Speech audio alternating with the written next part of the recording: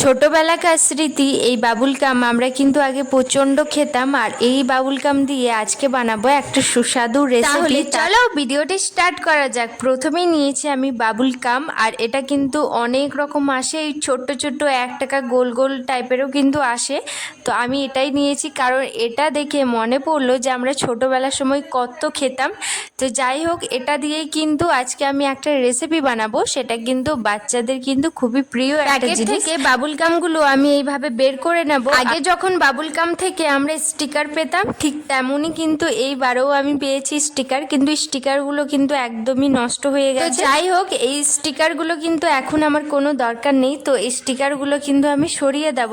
আর এই যে বাবুল গামগুলো সেটা আমি কিন্তু সব বের করে নেব। আর একটা নিয়েছি আমি ননস্টিকের প্যান।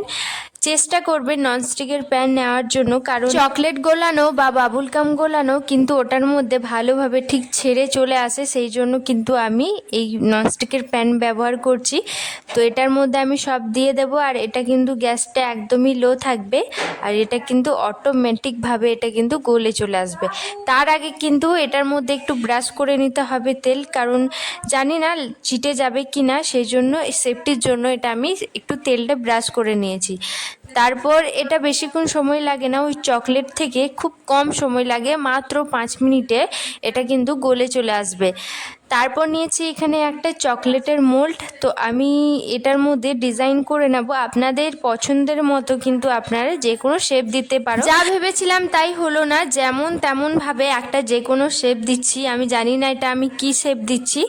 আর বাবুল গামটা একটু নরম হয়, তো বাবুল গামটা আমি এইভাবে করেছি ঠিক কথা, কিন্তু এটা থাকবে না। এটা যদি ওঠানো হয় তাহলে কিন্তু এটা ছেড়ে যাবে, সেই জন্য 1 টাকা দামে যে চকলেটগুলো আসে সেই চকলেটটা আমি একটু গলিয়ে নিয়েছি। তারপর আমি এইভাবে ওর মাপামাপি দিয়ে দেবো। এই যে একটা ক্যান্ডি তৈরি হয়ে গেল। যাই হোক, ভিডিওটা কেমন লাগলো অবশ্যই লাইক কমেন্ট শেয়ার করবেন। বাই, রাধে রাধে, সবাই ভালো থেকো। তবে এটা বাচ্চাদের কিন্তু ভীষণই ফেভারিট হবে।